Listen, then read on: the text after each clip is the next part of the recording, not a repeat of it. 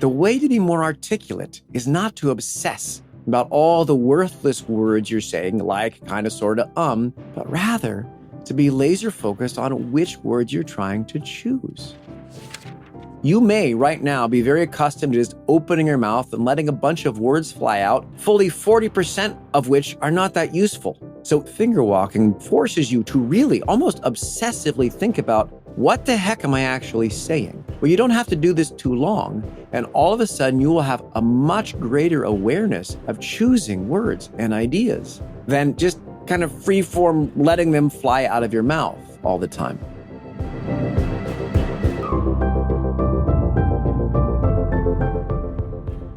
That's Michael Chad Hoeppner. For almost 2 decades, Michael's helped coach presidential candidates, UN dignitaries, Fortune 500 CEOs, and hundreds of professionals on their communication skills. He's also the author of the new book, Don't Say How to Communicate Effectively to Live a Better Life.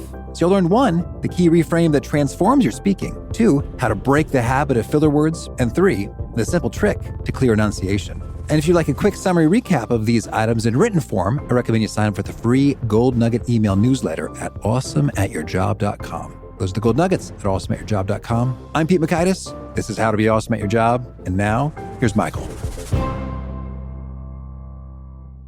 Michael, welcome. Hi.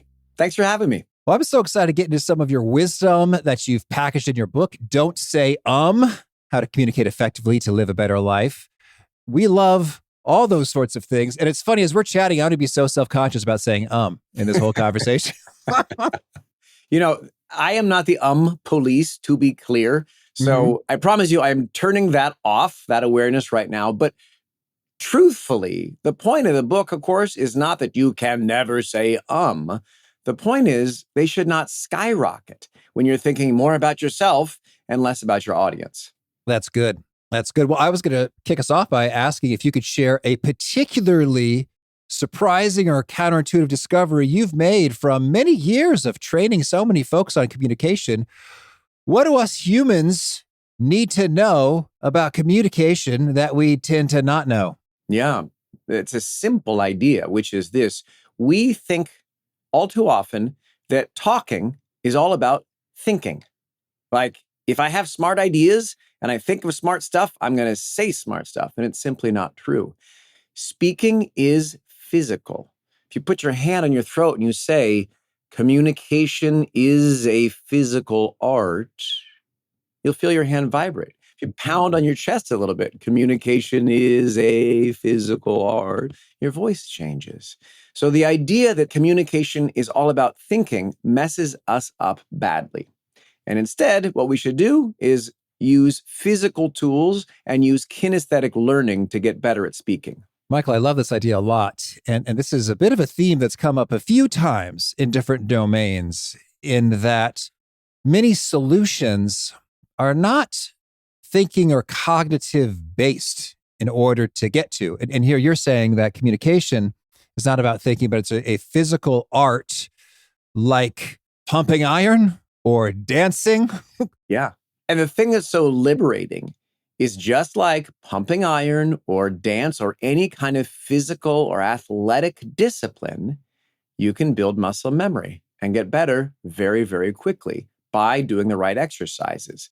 So with regard to communication is not about thinking, it sounds, maybe if I could distinguish that a little bit, I suppose the formulation of that which we intend to communicate is a thinking activity. Fair enough? Totally fair. But the actual projection, performance, delivery of those ideas, that prior preparation, is a physical art. Yes. All right. Understood. Yeah. I mean, we all can relate to that idea of, I have all these great ideas and then I open my mouth and they all tumble out in a completely disorganized jumble. And then as they do, I become chronically self-conscious about that. And that self-consciousness actually makes the whole job more difficult. So I'm not suggesting we don't need our cognitive faculties to think of smart stuff to say. What I am suggesting is that if you completely remove the physical part of it and just remain in the cognitive category, you are absolutely shortchanging yourself. And the fastest way to improve is by addressing the physical. Okay. Well, you mentioned fast improvements. Could you tell us a fun story of a client who made some fast improvements and what that before, after, and journey looks like? Yeah, for sure. I'll mention the one I actually write about this in my book. I changed a woman's career in 4 hours one time. Now, that sounds like I'm bragging and advertising about myself. That's not the case. What determines if people improve and improve quickly is much more them, what they bring to the situation, more so than what I do. And this woman was ready to learn, and she came in completely brave and ready to jump in with both feet. Now, feet is the operative word there, and I'll tell you why. She thought that she had a problem with blushing. She had stage fright. She would begin speaking, and instantly she would turn bright red. And this self-consciousness about her blushing was absolutely intolerable. So much so that she would begin to brush her hair back from her face over and over again, putting her hair behind her ears. But what she was really doing was trying to hide from the audience how red her cheeks were. And so she would fall into an absolutely compulsive habit of doing this with her hands over and over again. As she did this, she would become so self-conscious, she literally could not even think of the next word in a sentence because all her brain was occupied with was, don't blush, don't blush, don't blush, don't. You get the idea. Mm-hmm. But I said feet earlier. The miracle was this.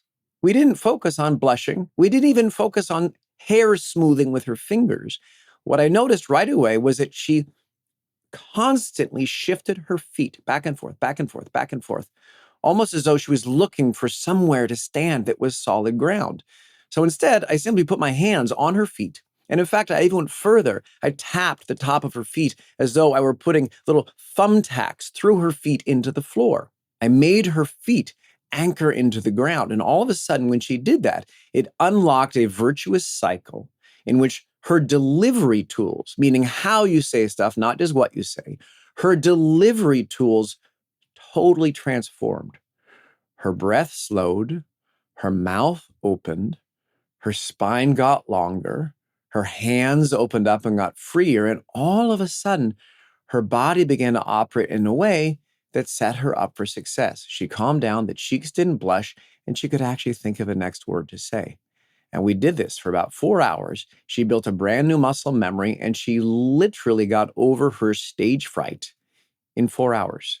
That's cool. The feet. And I recall when I was nervous with interviews back in the day, I found that when I planted both my feet firmly on the floor, I just like said to myself, ground or something.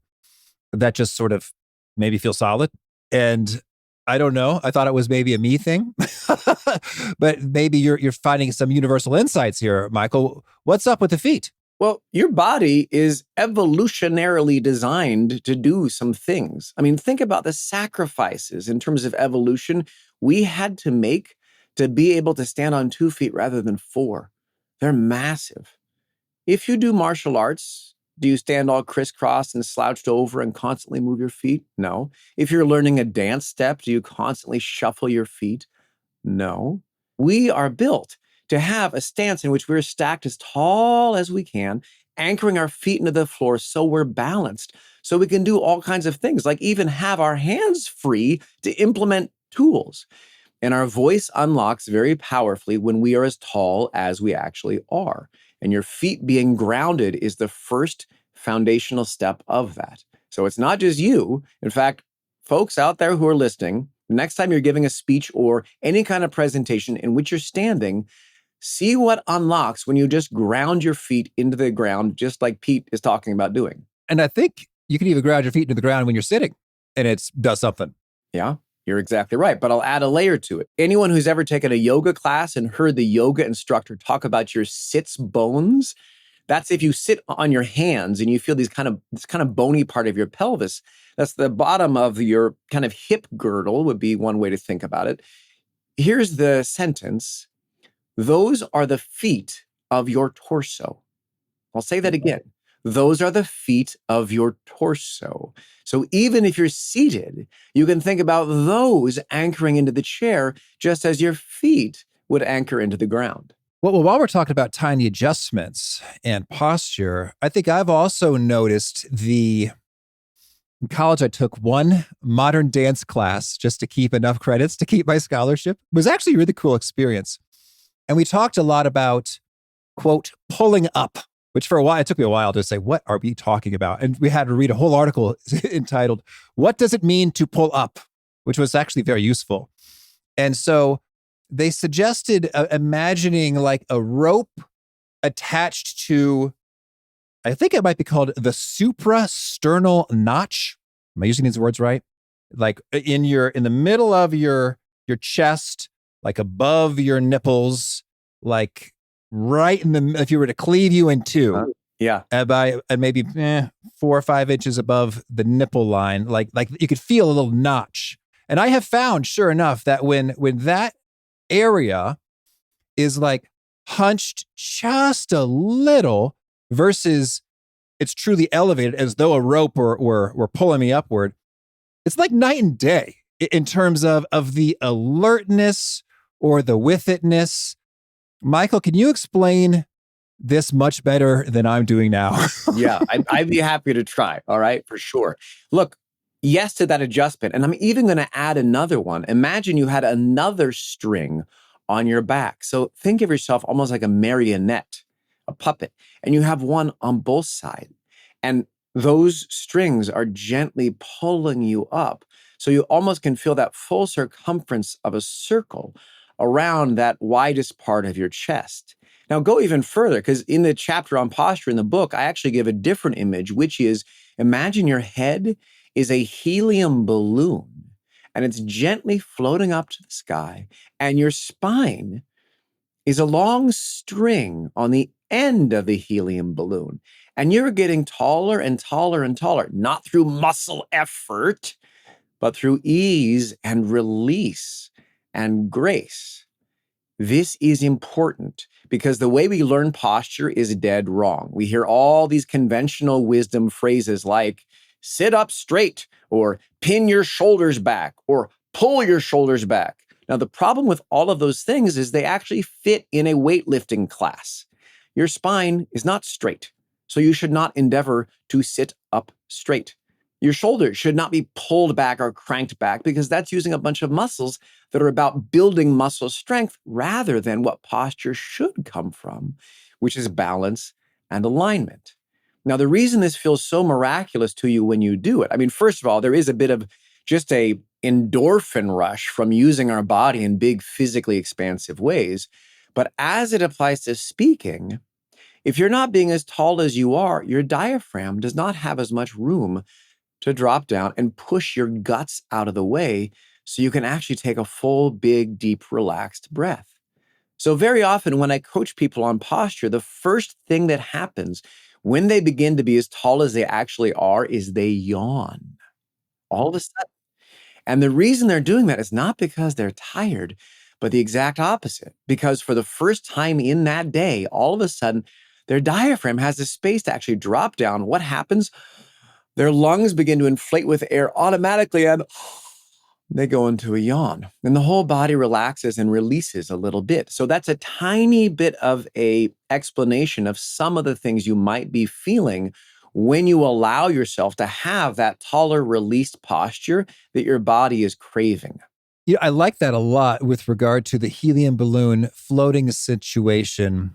And it's not a matter of muscles. Because I was just about to say, Michael, sometimes it feels like when I'm standing up really straight and my posture is great, I'm getting tired. Is there a certain set of strength training exercises I should be doing in order to improve? And it sounds like you're saying absolutely not. Just change the approach to your posture. There is no strength training. Who has the best posture in the whole world? Once they've learned to sit up, put a baby on the ground and watch them balance flawlessly. Anyone who's had a young kid, call it 0 to 2 years old, you plop them on the floor and you cannot believe how they can just stay balanced like that the whole time. Here's another image for it. Remember holding a broom on the tip of your finger? You put the bottom of the broom there and you keep the thing perfectly aloft by moving your hand around, and the stick is completely straight, and the head of the broom, which is much heavier, by the way, stays totally vertical because you're working to keep it in balance. That's how our posture works, from balance and ease and release. It does not work from muscle effort. So if you're walking around the world trying to pin your shoulders back, or essentially treat your day like a physical therapy session, you're going to get exhausted. The wrong muscles will be recruited. They will get exhausted and fatigued. You will collapse. And then what happens is even worse. Then the voice in your head will kick in and begin to critique you like, oh, God, you have terrible posture. Oh, why can't you fix this? Oh, why don't you stand up straight? Oh, I'm so tired. Oh, it's not worth trying to change it. Ah, then you collapse. So instead, embrace release, breath, freedom, balance, and see what changes. Okay, beautiful. So, are there any other key prompts you recommend in terms of getting our bodies in a comfortable groove that is excellent? Yeah, well, here's another one. Unlock your hands and let them talk. I'm not suggesting that you need more hand gestures. That's not my point. My point is, I bet you make more hand gestures in real life than you realize. And then you go into high stakes presentations or board meetings or client situations, and all of a sudden you have a bunch of garbage in your head like, don't make distracting hand gestures, and you completely restrain your gestures. But in real life, your hands have a story to tell too, and they want to speak. Now, the reason this is a problem is not because I actually care all that much about what you're doing with your hands in terms of gestures, but I do care a lot about how free you're being with your overall communication instrument. And when I see people constrain their gestures, very often what they do too is constrain their breath, constrain their jaw, constrain their enunciation, constrain their vocal variety, and soon they speak like a tremendously diminished version of themselves. Mm-hmm. So let your hands actually do what they want to do, which is help to emphasize and tell your story. That's lovely. Okay, well, so we talked about body stuff a fair bit, which I think is warranted given your notion that communication is not about thinking and it's a physical art. So tell us, when it comes to the actual words that we're using, you've got some perspectives in terms of conciseness, articulateness, enunciation. Can you work us through approaches to improve these domains? So let's take conciseness first. If you're trying to be briefer with your remarks, say better stuff in fewer words, in other words, as opposed to just telling yourself one more time, keep it brief or keep it simple or take a 30,000-foot view. Instead, pick up a stack of Lego blocks or any other stackable objects and go through your content, but say one idea at a time. And at the end of each idea, in silence, place down a Lego block. Pick up the second Lego block and say the second sentence or second idea. And at the end of that idea, in silence, kind of like where the period might go at the end of the sentence, click the Lego block into place on the previous. Pick up the third one. Say the third idea at the end of that idea in silence. Again, kind of like where the period could go, click that one in place with the previous. And slowly but surely, thought by thought, sentence by sentence, create the tower of your communication. Now, the reason this can be so dazzlingly effective for people is that in that moment, when you're doing the activity of clicking the Lego in place, something miraculous happens. You've given yourself a moment to pause and to think and maybe even to breathe. So you've given your brain the two things it needs to actually think of smarter, briefer stuff, which is time and oxygen. This is how great impromptu speakers have built the discipline to speak. They share just one smart idea at a time. And at the end of that smart idea, they consider, do I need to say something else or am I done? Okay. And in the process of actually stacking these Lego blocks, it sounds like we may come to some realizations. Oh, I don't need that at all. Or that at all. I guess it's just shorter than I originally planned. How grand. Yeah. And in fact, I can't say who, but I'm working with a political candidate who is running for office. This particular candidate typically goes on way too long when answering questions. So we've been working with these Lego blocks relentlessly to get answers down to 30 or 45-second sound bites. It's a very fast way to do so. Now, you can't stack Legos in real life, but if you practice this, what happens is very quickly you build that muscle memory of tolerating thinking time between ideas. And very soon, you don't need the Lego blocks or the stackable objects at all.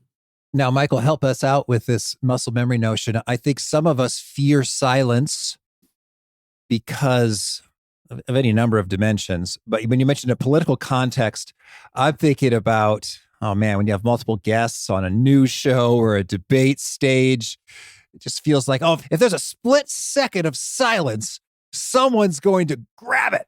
So, how do we think about these environments, or even just the mental state and associations and emotions we have with the discomfort of letting there be that gap between our sentences and our thoughts? It's a big question. So, opposite of conciseness, I'm going to give you a thorough answer, okay? Because there's a bit of a multi-step process I'll offer here. The first is that recognize what the highest priority is. Most people are not on a Sunday morning political food fight talk show. Most people are living their lives, and the much bigger error they make is not having comfort with silence. So recognize which the bigger one has in terms of a payoff for you and focus on that. Next, this is a tool that's so useful. The Wall Street Journal did a little piece on it. To build some comfort with silence, particularly when asking questions, you can do a simple thing, which is draw an invisible question mark with your finger at the ends of sentences, imperceptibly, where no one can see this, either just gently in a tiny microscopic way on the side of your leg, or if you're remote on a video call. Why? We talk past the ends of questions all the time out of a sense of discomfort, and we don't want to live through that silence. But if you actually shut up when you ask a question, guess what might happen? The person you're asking the question might say something useful. I mean, think of that in a sales or a negotiation situation. So this idea of tolerating silence is not just crucial for being brief or being concise. It's crucial even just in the reciprocal activity of having a conversation. So those are thoughts about building that muscle of tolerating silence. But we can also get into how to avoid being interrupted if you want to. You want to go there? Let's hear it. Yeah. So the first thing is throw out that garbage advice of never have it be silent because you might get interrupted, because it might make it more likely you get interrupted. Why? Well, if someone hears that I'm talking to a person who never shuts up, no matter what's going on, there's never a single bit of silence, it actually encourages me, you know what, I better get my voice in the conversation because I'm never going to if I don't. So I'm just going to interrupt them midstream. They might feel more inclined to interrupt you because they never see an opening. And if you're talking without ever giving yourself a moment to think about what the heck you're saying, there's a good chance you're saying kind of dumb stuff. So if you say dumb stuff, people are more inclined to interrupt you because they think, no, I have to contradict what you're saying. So contemplate that it might be making the possibility or pattern of you being interrupted worse.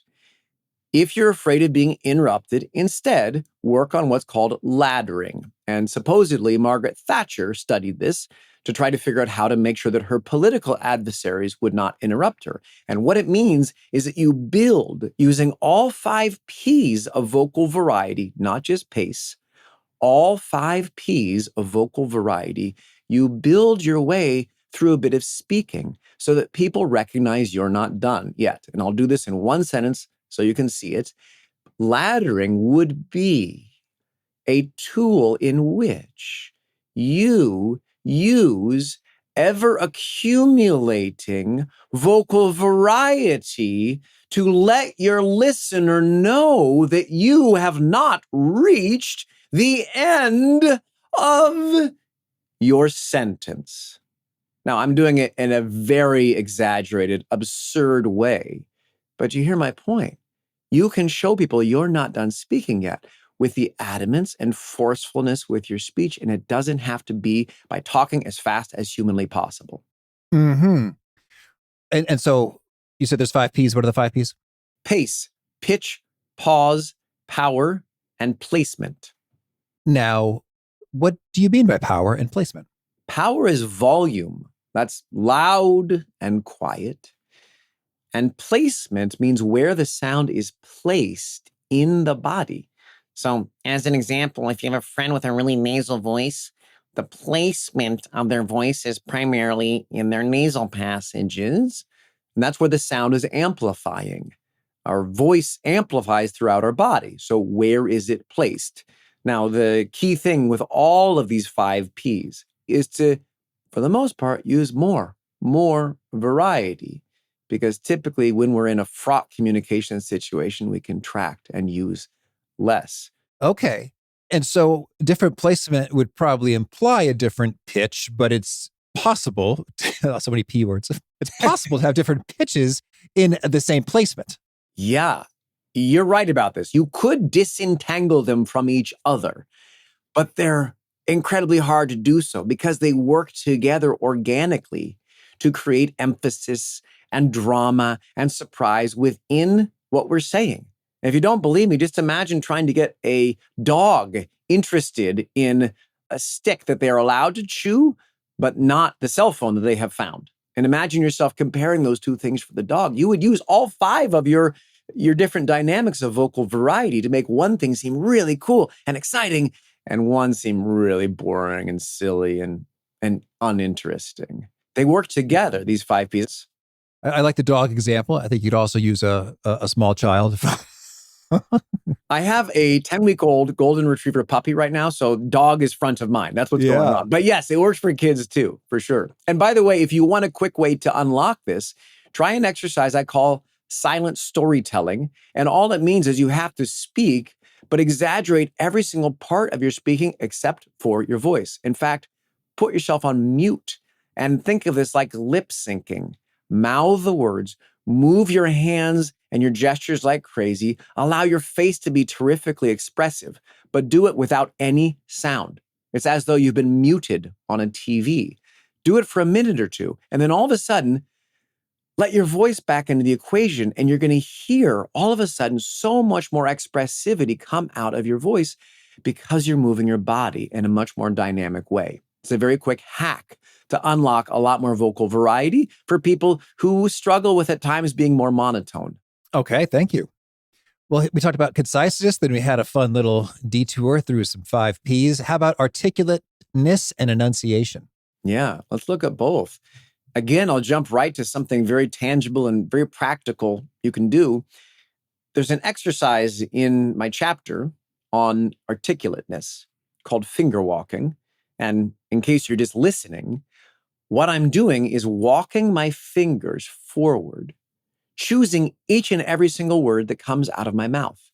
Now, I invented this exercise originally with a balance beam or a piece of masking tape stretched along a floor, and would have clients walk along this balance beam, choosing every single footstep. But then, of course, I wanted to find a way to make it instant for people, even if they didn't have room to move around. And you can do the same activity walking your fingers forward. Do not get hung up on, am I choosing word by word or syllable by syllable? Instead, simply focus on walking your ideas across the table. And if you don't know what to say next, pause your fingers, consider what you do, and then slowly take your time to commit to each word you're sharing. Now, the reason this can be very powerful for people gets at the title of the book. Don't say, The way to be more articulate is not to obsess about all the worthless words you're saying, like, kind of, sort of, but rather to be laser focused on which words you're trying to choose. So the exercise of finger walking brings your attention to, I'm going to actually take the time to choose my words.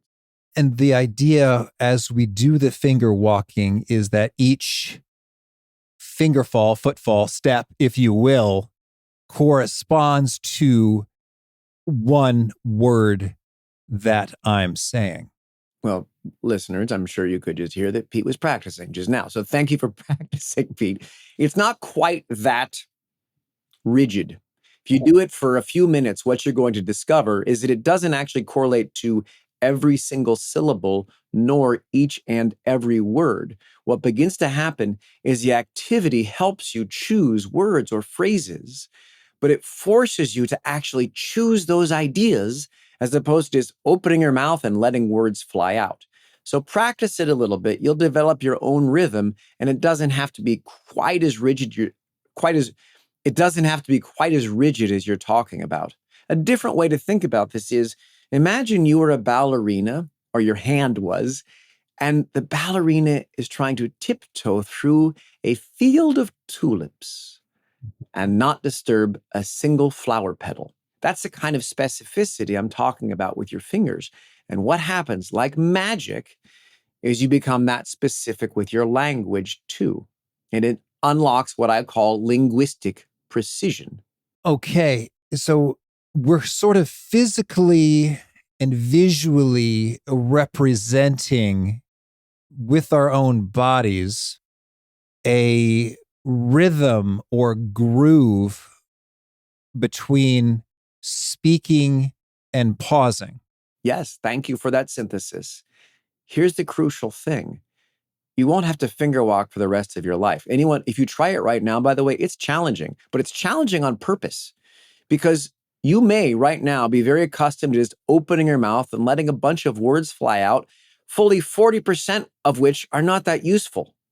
So it forces you to really almost obsessively think about, what the heck am I actually saying? Well, you don't have to do this too long. And all of a sudden, you will have a much greater awareness of choosing words and ideas than just kind of free form letting them fly out of your mouth all the time. Understood. And in the process, we'd naturally say fewer words and have more silences, is my experience right now. And it sounds like your assertion is that's totally fine. To a point. To a point. Mm. It's going to feel a little bit too rigid at first, a little bit too much.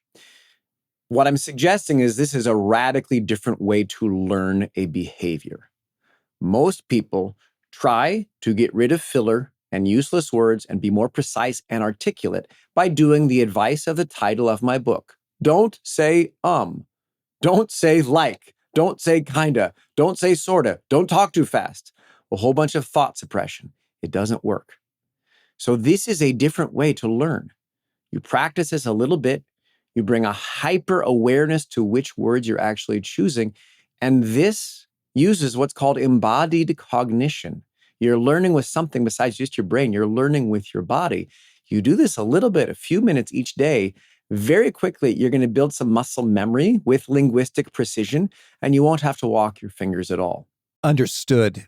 So this slow, halting, extra pause thing going on as I'm being more linguistically precise is almost a bit of an awkward intermediate stage that will in time with practice disappear. And now I'm just artistically, fluently precise at a good pace without those awkward silences and pauses.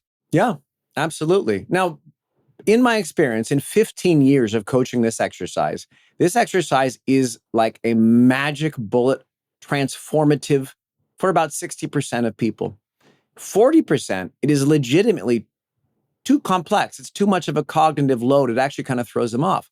But I will say something about this book that no author anywhere has ever said. I don't care if you read the book. I really don't. I do care if you read one chapter.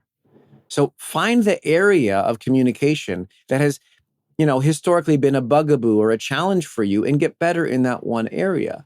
This exercise may not unlock precision or articulateness for every single person, but there's chapter after chapter. So yes, practice it. Yes, it may be awkward at first. And even if it doesn't work, there are other sort of arrows in the quiver, to use a metaphor. Okay. And let's hear about enunciation. Enunciation is the only category in the book that I offer a tool for that I can take no credit, because the tool is something I learned from an amazing voice and speech teacher named Andrew Wade. But he learned it from someone who learned it from someone who learned it from someone. And the first historical example of this goes all the way back to ancient Greece and an orator named Demosthenes. So the principle here is you practice speaking with an impediment. Yeah, go ahead. What? Like, do I put pebbles in my mouth, Michael? Is that a choking hazard? Hey, look at you knowing the historical reference. Yes. Oh, shucks. Pebbles in the cheeks. Oh, shucks. Exactly. No, it is not a choking hazard if you do it correctly. We're not putting pebbles in the cheeks. You're using one impediment that you put in between your teeth. A good thing is a slice of wine cork. That's what I learned from Andrew Wade, but you have to hang on to the wine cork on the side to make sure you don't inhale it. Easier is the end of a toothbrush or even your pinky finger, neither of which are choking hazards, obviously. And all you do, as I'm doing right now, is you put the impediment in between your teeth, and then the task is you have to make every single word totally clear, even with the impediment in between your teeth. Now, it looks silly, but you know what else looks silly? Basketball players dribbling with ski gloves on. Competitive swimmers swimming with extra baggy 2 or 3 pairs of swim shorts. Sprinters running with a parachute dragging behind them. Those people look silly too. It's not silly. You're doing the exact same thing.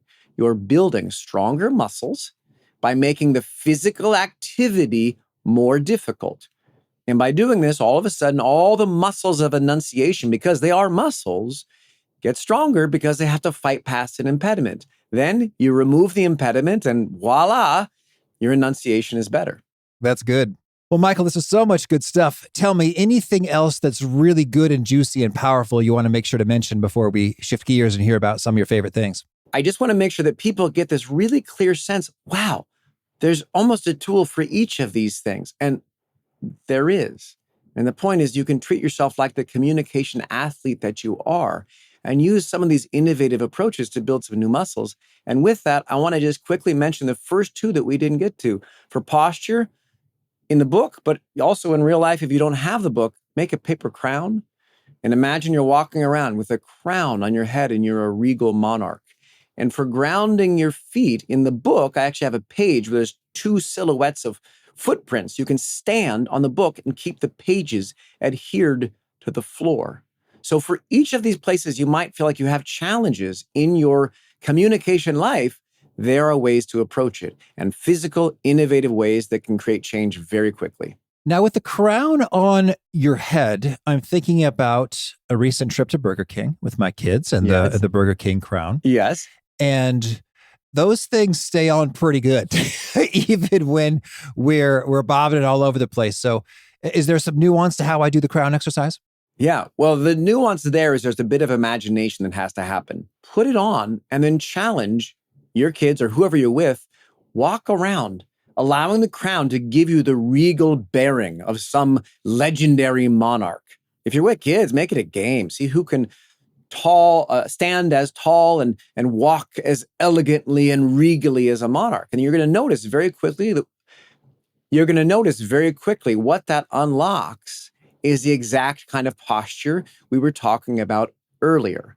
Not posture from muscle effort, but posture from ease, grace, height, and balance. Big thanks to Michael for sharing his wisdom with us. And big thanks to our sponsors. Check them out. One sponsor to check out is Earth Breeze. I recently saw a spooky documentary about the avalanche of plastic we throw away or try to recycle, but doesn't really get recycled. So I've been trying to cut back. And the most delightful way I've been cutting back has been foregoing those huge laundry detergent bottles for Earth Breeze detergent sheets. Earth Breeze detergent comes in convenient plastic-free packaging, so they're more eco-friendly than traditional detergent. And I just love how quick and easy and portable they are. I can keep some loaded in my suitcase for an Airbnb or travel laundry emergency.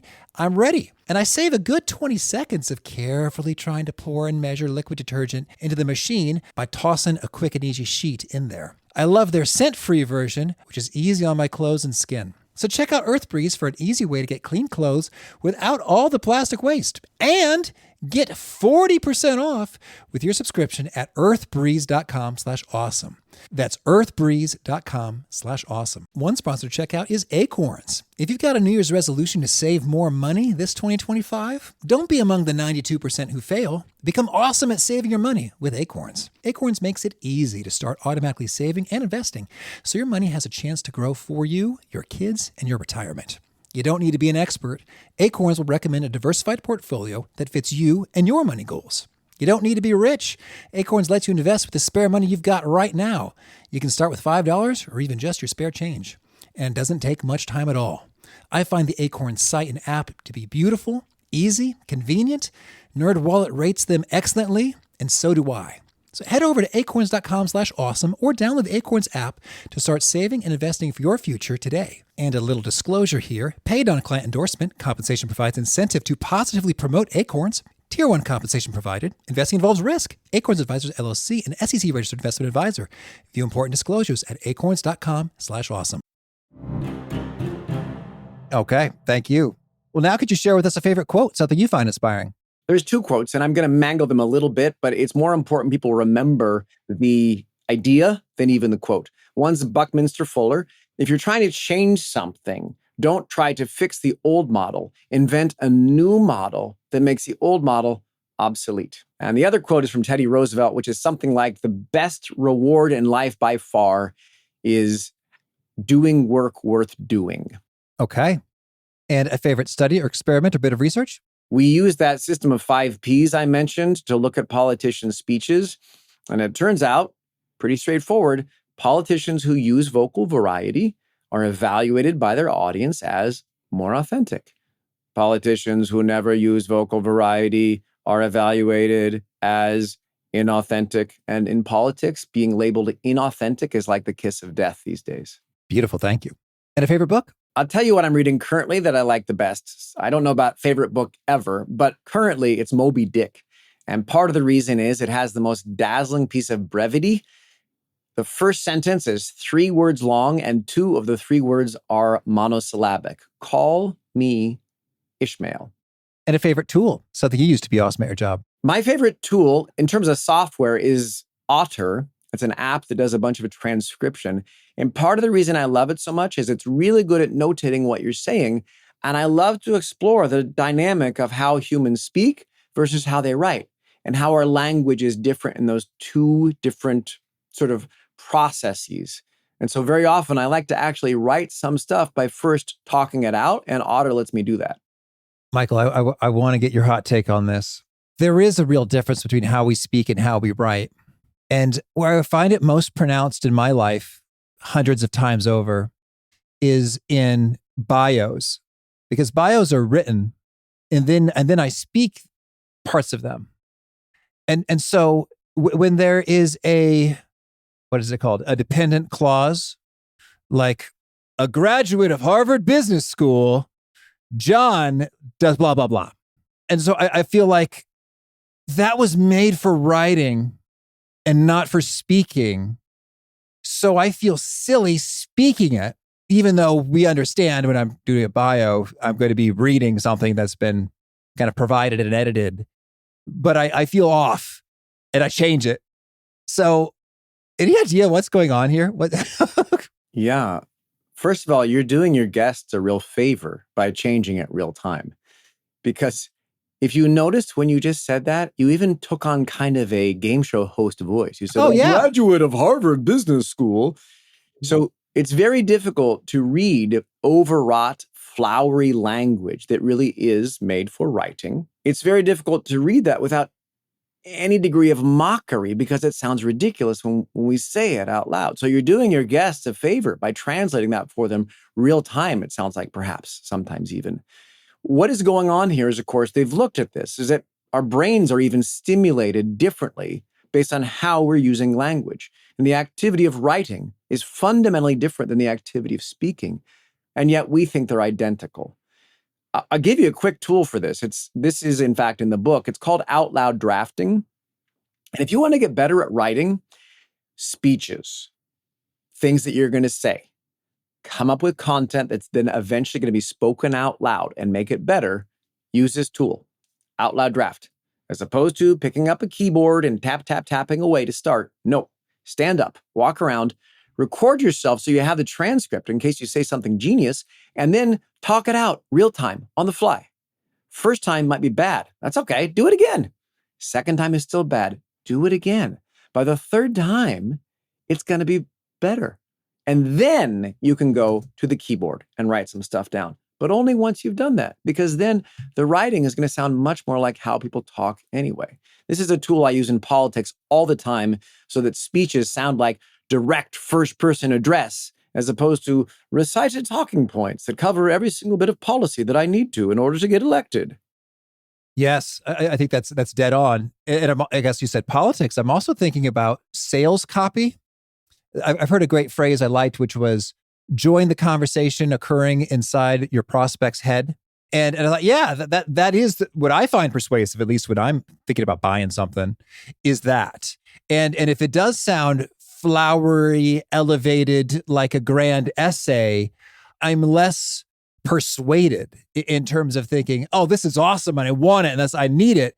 And then I find, like, I was looking at a top strategy consulting firm's website, writing about their experience with different cases. And I was like, the purpose of this website is to get a C-suite executive to hand over millions of dollars for a consulting project. I don't think you're doing it right. And I feel a little bit arrogant saying that. Like, I mean, who am I? I'm not in that business of selling super high-end corporate consulting services. But I don't think even highfalutin executives speak to each other that way and read about your omni-channel solution enablement and go, oh yeah, that's what we need. Call the guys at BCG ASAP because I'm fired up by what I've read here. Yeah. And I think this leveraging omni-channel stuff would just be so much more compelling in terms of like our clients have seen 30% increases in leads from their websites, apps, and direct mail. Yeah. I go, oh, yeah, those are 3 different channels. And that's a result I find very intriguing. Maybe I should talk to these consultants. That's right. Because I know what a website is. I know what an app is. I know what email is. Okay, great. Sounds brilliant. Now, this is a really important point for your audience in particular, because this is not just about website copy. I see this all the time. And imagine this scenario. You're in a board meeting. Someone's going to present on something, okay? They're sitting in a chair. They're being introduced by someone else, or someone else finished up a presentation, and they're going to hand the baton off to the person who's going to go speak. The person sitting in their chair is speaking like a human, chit-chatting with their neighbor, talking about something, diving into the discussion. They stand up, they walk to the front of the room, they even say something else casual and normal to the person who's handing it off to them, like, okay, thanks so much, appreciate that. And then instantly they're going, we're going to consider a leverage strategy, multi-part. And they all of a sudden begin speaking like someone completely different as they're reading off their slides, reading off this overwrought script that they've written. And all of a sudden, the person we've seen 2 seconds before is replaced by a robot. Communication is communication is communication. Your job is to say words that are meaningful to your audience and to focus on your audience in all these different situations. And it's why I think partly that idea of public speaking is so confusing, because whenever you're speaking, it's probably in public, unless it's a private conversation with like a lover or a spouse or something like this. That is good. And so then I'm thinking about what's the ideal time and place for flowery language. First rule is you have to know your audience. So I consult and coach in politics a lot. Most of the time, we're trying to find the simplest language there is and speak in monosyllables, and even better, use vivid language. That means nouns that are images and action verbs. But that's because of the audience and also the channel they're going to receive this in. Very likely, they're going to see a 30-second soundbite and that's it. So that's the first rule, know your audience. But the second is and now I'll use a big word to emphasize a point, the Platonic ideal, going back to Plato, the Platonic ideal would be that you actually do both things. Now, I mentioned Moby Dick earlier as the book that I'm reading. I mentioned that first sentence, but if the entire book was 3 to 5 word sentences and all the words were monosyllabic, no one would still read Moby Dick. 2 sentences later, after that, call me Ishmael, deadly simple sentence, Melville writes an 87-word-long sentence that features big words like methodically and hypos and these sorts of things. So the ideal is that you can actually do both. Use soaring, big, complex rhetoric that verges on poetry, and also deadly simple, blunt messaging. And as usual, one of the best at this ever was Martin Luther King Jr. And you can see this all through his speeches, this back and forth between complexity and simplicity. The complexity gives your audience the credit that you actually think they're smart, which you should. Audiences are smart. And on the other side, those simple phrases show them that you are a visionary leader who can identify a simple goal and deliver on that. Now, that's a lot to achieve in like a boardroom presentation or something, but people get bad coaching a lot of times too, of like, dumb it down, keep it simple, stupid, that kind of stuff. The best you can get to is that you actually do both. And those are the speeches that stand the test of time. And if folks want to learn more or get in touch, where would you point them? Yeah, well, first, the URL for the book is really simple. don'tsayum.com. If you want to reach out to me, LinkedIn's usually the best. That's just Michael Chad Hoeppner at LinkedIn. And then the company that I lead is called GK Training. And again, that URL is very straightforward, gktraining.com. And Michael, do you have a final challenge or call to action for folks looking to be awesome at their jobs? If you have the book, read one chapter, the chapter you need. If you don't, there's a free chapter at don'tsayum.com. I'm going to keep it free because people need this. It's called Navigating Nerves.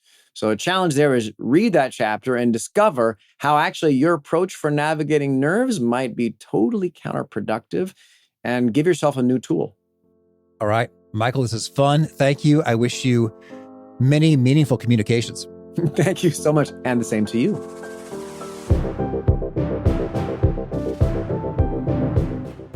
Michael had so many great tips, from the finger walking to the overall perspective of speaking being physical art.